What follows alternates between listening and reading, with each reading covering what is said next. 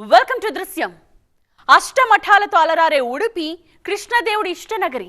దివ్య వైష్ణవ సాధువైన శ్రీ మధ్వాచార్యులు స్థాపించిన మఠమే ఆలయంగా విరాజిల్లుతోంది.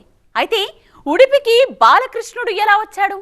సుదర్శన చక్రాన్ని శ్రీకృష్ణుడికి ఎవరిచ్చారు? ఉడిపి ఆలయ విశిష్టతే ఇవాల్టి దృశ్యం.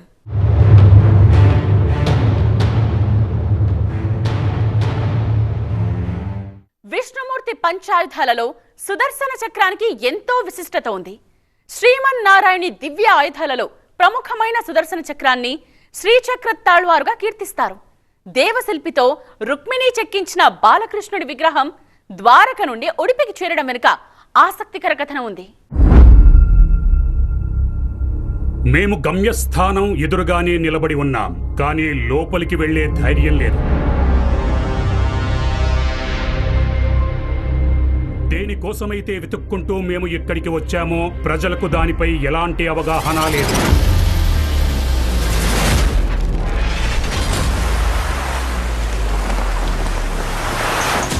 సముద్రంలో మేము అనేక ద్వీపాలను చూశాం. వెలుగులోకి రాని అనేక ప్రదేశాలను, వినని కథలను అందించాం.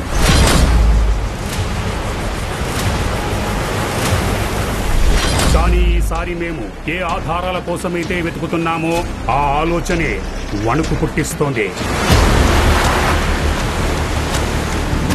నేటి కథలో ప్రధాన పాత్ర శ్రీకృష్ణుని సుదర్శన చక్రం. ఆ దైవిక చక్రాన్ని ఉపయోగించిన మొదటి గుర్తే ఇవాల్టి దృశ్యం.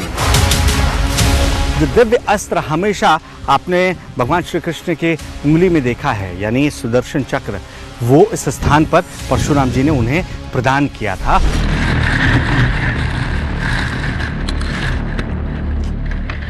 और उसकी शिक्षा भी दी कि आखिर किस तरीके से उसका इस्तेमाल किया जा सकता है, कैसे उसे चलाया जा सकता है.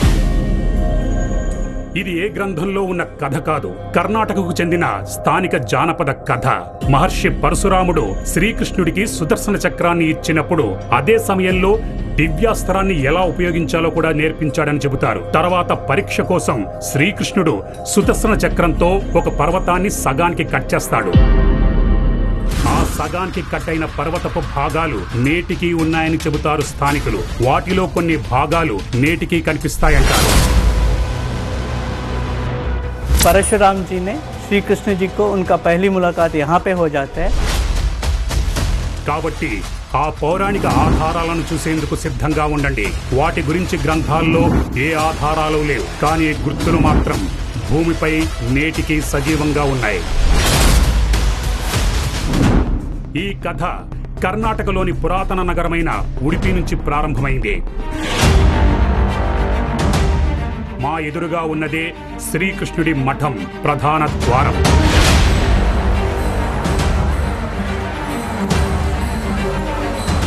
ఈ మఠం శ్రీకృష్ణుని విగ్రహానికి ప్రసిద్ధి చెందింది. బాలరూపంలో ఉండే దైవిక విగ్రహం 9 రంధ్రాలు ఉన్న కిటికీ ద్వారానే అది కనిపిస్తుంది.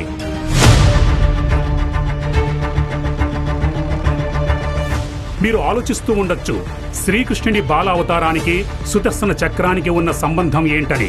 అయితే మనం వెతుకుతున్న ఆధారాల కథ ఈ మఠంలోని ఆ అద్భుతమైన విగ్రహం నుంచే ప్రారంభమవుతుంది.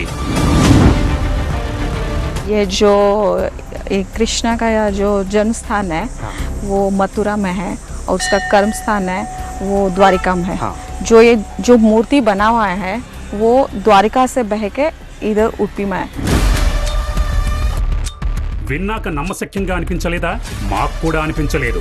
సరే, కథ మొత్తాన్ని మరోసారి అర్థం చేసుకుందాం.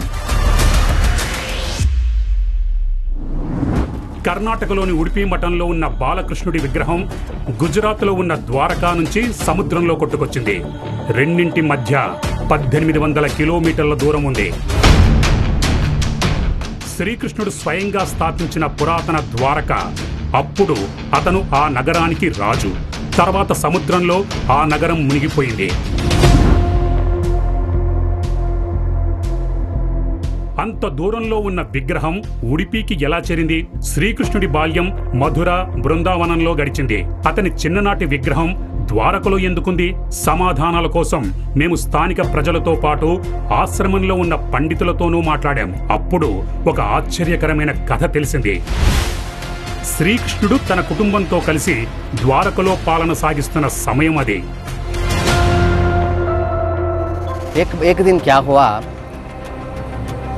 श्री कृष्ण का माँ देवकी थोड़ा नाराज लगी, मूड अच्छा नहीं था, अकेले बैठते थे. तो भगवान श्री कृष्ण ने देखा, क्यों माँ से जाके पूछा, क्यों माँ आप क्यों नाराज है, थोड़ा क्यों उदास? क्यों उदास है ऐसा पूछा. तो देवकी ने बोला, मुझे एक कम है जीवन में, वो क्या है बोले तो मैं सब तुम्हारा सब में कुछ मैं देख लिया, बट एक माँ होने के नाते भी मैं तुम्हारा बाल नील नहीं देख पाया. वो सब यशोदा मैया को मिला, बाल नील सब मक्खन खाना ये सब यशोदा मैया को मिला. मैं एक्चुअली माँ हूँ, मेरा पेट से जन्म हुआ, बट मेरा तुम्हारा बाल लील मैंने नहीं देखा. ये कमी है मेरा जीवन में. అప్పుడు తల్లి దేవకి కోరికను నెరవేర్చేందుకు శ్రీకృష్ణుడు బాలరూపాన్ని స్వీకరిస్తాడు. అప్పుడు అతని భార్య రుక్మిణి దాన్ని ఓ కిటికీ నుంచి చూస్తుంది. तो रुक्मिणी आश्चर्यचकित हुआ और तुरंत विश्वकर्मा को बुलाया. मुझे ये बाल रूप का प्रतिम चाहिए. ऐसे ही विश्वकर्मा देवों का शिल्पी है, शिल्पकार है. ఒకరోజు పురాతన ద్వారక సముద్రంలో మునిగిపోయింది. దాని తర్వాత కథ ద్వారక చరిత్ర కాదు, ఇప్పటి ఉడిపి కృష్ణలీలలో భాగం.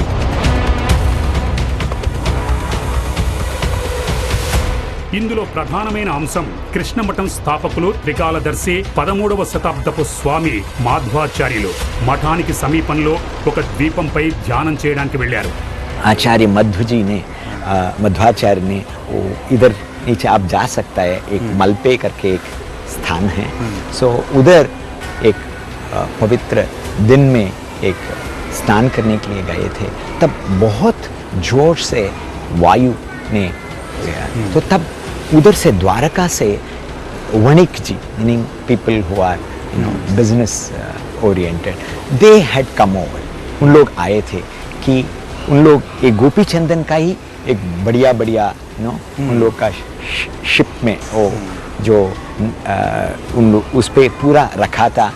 तब गोपी चंदन का व्यापार हो रहा था, तो उन लोग वो लेके आ रहे थे.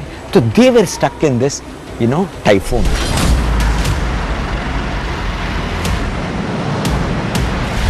స్వామి మాధ్వాచార్యులు తన దైవిక శక్తితో తుఫాన్ను ఆపుతారు. తమ ప్రాణాలను కాపాడినందుకు సంతోషంగా ఏవైనా బహుమతులను తీసుకోవాలని వ్యాపారులు వేడుకుంటారు. तब क्या हुआ, तो आचार्य जी ये त्रिकाल ज्ञानी है, तो अब क्या होता है, पीछे क्या हुआ, तो उसको पता था कि ऐसा आएगा भगवान का रूप इधर. वो वणिक आया और वो शरणागत हुआ और बोला कि मेरा पूरा संपत्ति आपका है, अब बोलिए कि क्या हम दे सकते हैं. इस पे गोपी चंदन है, उसका वो हमको चाहिए.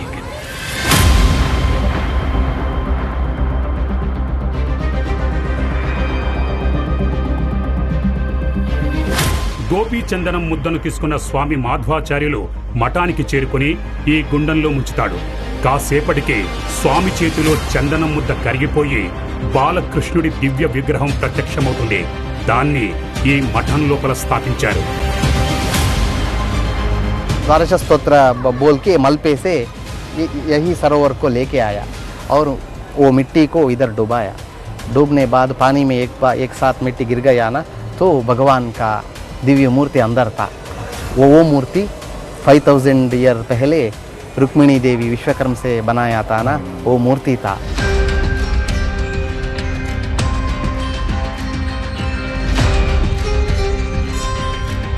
లోపల స్థాపించిన విగ్రహం ద్వాపర యుగంలో చేయించింది. శ్రీకృష్ణుడి రూపాన్ని చూశాక తయారు చేసింది.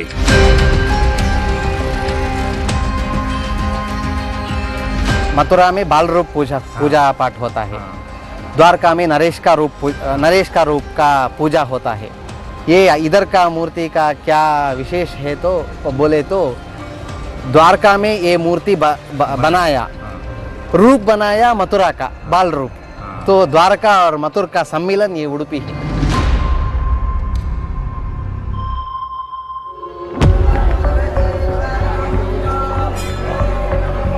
ప్రత్యేక విషయం ఏంటంటే సాధారణ ప్రజలైనా విఐపీలైనా ప్రతి ఒక్కరూ 9 రంధ్రాలు ఉన్న ఈ కిటికీ నుంచే ఆ పౌరాణిక విగ్రహాన్ని చూస్తారు. ఇతిహాసాలలో ఎన్నో రహస్యాలున్నాయి. అందులో ఒకటే సుదర్శన చక్రం ప్రయోగం. మొదటిసారిగా ఆ సుదర్శన చక్రాన్ని శ్రీకృష్ణుడు ఉడిపి దగ్గరే ప్రయోగించాడని చెప్తారు. ఒక కొండను తొలుస్తూ వెళ్ళిందనడానికి అక్కడున్న గుర్తులే ఇందుకు సాక్ష్యం అంటారు. అందులో నిజానిజాలేంటో మీ ముందుంచే ప్రయత్నమే ఇది.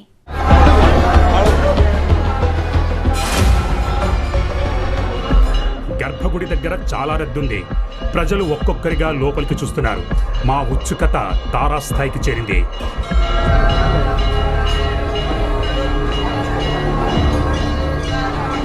जो भी भक्त इस मंदिर के भीतर दाखिल होता है, प्रभु के दर्शन के लिए उसे इस खिड़की के जरिए झांकना पड़ता है।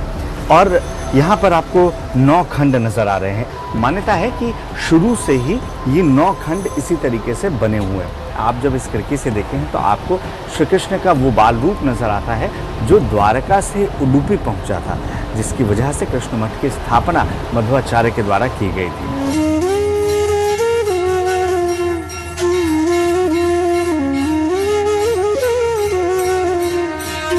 మేము కూడా కిటికీ గుండా చూశాం. లోపల శ్రీకృష్ణుడి అద్భుతమైన విగ్రహం ఉంది, వెన్న దొంగ రూపంలో.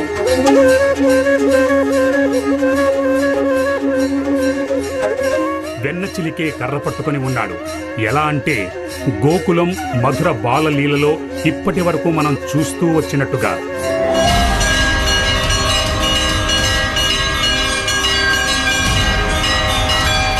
ఇది విగ్రహం కథ.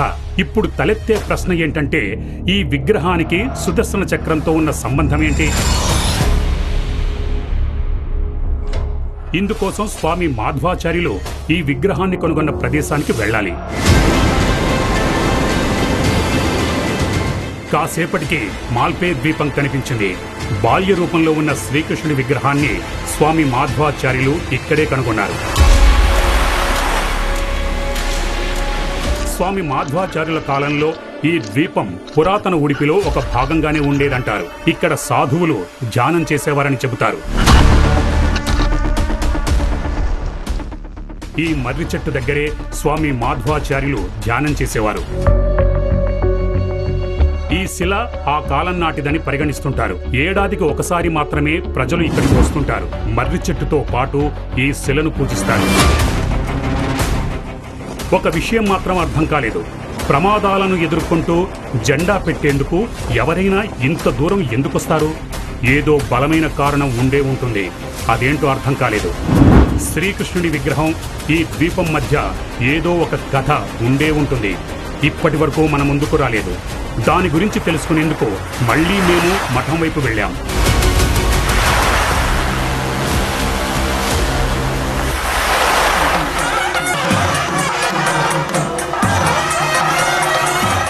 ఆలయానికి చేరుకునేసరికి రథయాత్ర జరుగుతోంది.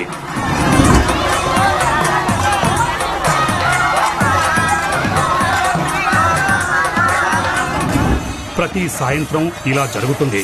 శ్రీకృష్ణుడి విగ్రహాన్ని రథంపై ఉంచి ఆలయ ప్రాంగణం చుట్టూ మాడవీధుల్లో తిప్పుతారు.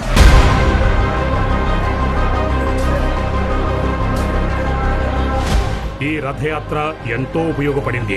ఇక్కడ చాలా మంది కలిశారు. వారి నుంచి ముఖ్యమైన సమాచారం తెలిసింది. सब क्षत्रियों को नाश करने के बाद परशुराम जी बोलता है कि मैं किधर रुकूं, मेरे लिए जगह चाहिए करके। तो उन्होंने समुद्र राजा को बोलता है कि आप पीछे जाओ, मुझे जगह चाहिए मुझे रहने के लिए। तब उन्होंने परसा को उसने इधर से या अपना बिल से बांध को छोड़ देते हैं, जहाँ तक समुद्र पीछे जाता है। और ये जगह को जो गोवा से लेके केरला तक ये जगह को परशुराम क्षेत्र बोल के नया एक सृष्टि हो जाता है धरती का। మా ఆలోచన నిజమే. ఈ ప్రాంతం విగ్రహం కంటే పురాతనమైంది. ద్వారక నుంచి ఈ విగ్రహం ఇక్కడికి వచ్చి నిలబడడానికి కారణం ఈ ప్రాంతంతో విడదీయరాని అనుబంధం ఉందంటారు స్థానికులు.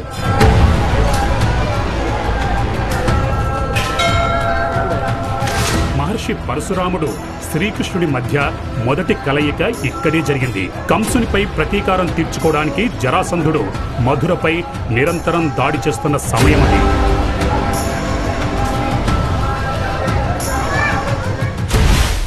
తన బంధువుల మరణంతో కలవరపడ్డ శ్రీకృష్ణుడు సురక్షిత స్థలం కోసం వెతుకుతాడు. దేవతల సలహా మేరకు అతను మహర్షి పరశురాముణ్ణి కలుస్తాడు. అతను ద్వారకలో ఉండమని సలహా ఇస్తాడు. సముద్రం నుంచి భూమిని తీసుకునే పద్ధతిని నేర్పిస్తాడు. ఎందుకంటే పరశురాముడు కొంకణ్ను ఇలాగే స్థిరపరిచాడు. వాదన ప్రకారం శ్రీకృష్ణుడికి పరశురాముడి నుండి సుదర్శన చక్రాన్ని ఇచ్చింది కూడా ఇక్కడే.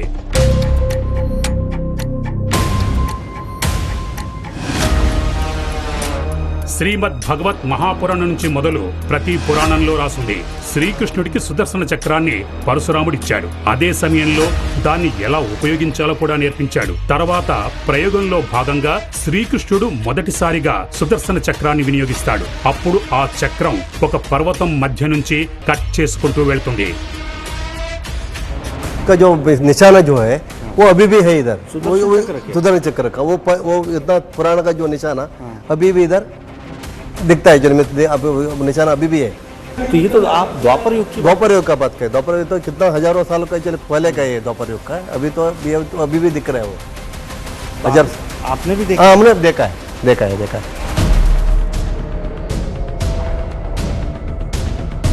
ఆ పర్వతం దగ్గరలోనే ఉందన్నారు. పదునైన చక్రంతో తెగిపడిన పర్వతం ఆనవాళ్లు ఇప్పటికీ స్పష్టంగా కనిపిస్తాయన్నారు.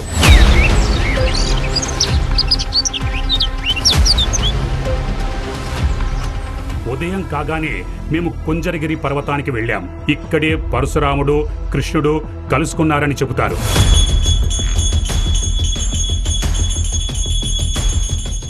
మా మనస్సులో పదే పదే మెదులుతున్న ప్రశ్నకు సమాధానం దొరికింది.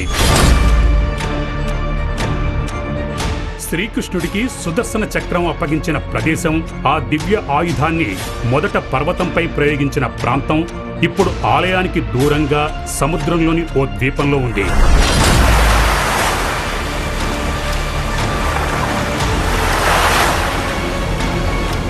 ఇప్పుడు ఆ పౌరాణిక పర్వతం అవశేషాలు ఒక ద్వీపంగా మారాయి.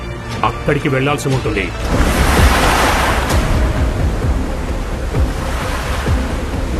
ద్వీపానికి చేరుకోగానే మేము ఆ అవశేషాల కోసం వెతకడం ప్రారంభించాము. అందుకోసం ఎక్కువ కష్టపడలేదు. ఆ అద్భుత దృశ్యం మా ఎదురుగానే ఉంది. మా ముందు ఒక పర్వతం ఉంది. పర్వతమని కాదు, అందులో ఒక చిన్న భాగం మాత్రమే. దీన్ని ఎవరో మధ్య నుంచి కత్తిరించినట్టుగా అనిపించింది.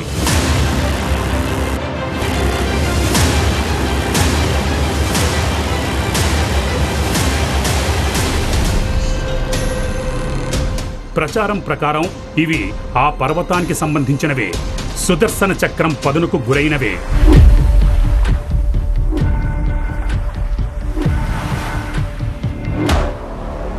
ఇక్కడ కట్ అయినట్టుగా ఉన్న రాళ్లు చాలా ఉన్నాయి. ద్వీపం అంతా వ్యాపించున్నాయి. ఒకప్పుడు ఇవన్నీ ఒకే పర్వతానికి చెందినవి. కాలక్రమేణా చెల్లా చెదురు అయ్యాయంటారు. लोगों का विश्वास यही है कि सुदर्शन चक्र का जब पहली बार इस्तेमाल किया, जब उसकी शिक्षा ग्रहण करने के बाद श्री कृष्ण ने उसे परखने की कोशिश की, तब इस आइलैंड के पत्थरों को ये तमाम आकार प्राप्त हुए हैं. आसपास जो तमाम आइलैंड मौजूद हैं, वहाँ जो पत्थर हैं उनमें ये आकार क्यों नहीं देखने को मिलते हैं?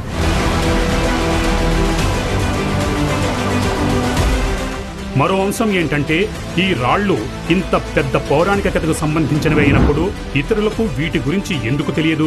దాని ఆధారంగా ఈ వాదనను తోసిపుచ్చలేవు. కానీ కొన్ని పౌరాణిక వాస్తవాలు గ్రంథాలలో ప్రస్తావించబడ్డాయి. శ్రీకృష్ణుడు పరశురాముడికి ఈ ప్రాంతంతో విడదీయలేని అనుబంధం ఉందని సూచిస్తున్నాయి.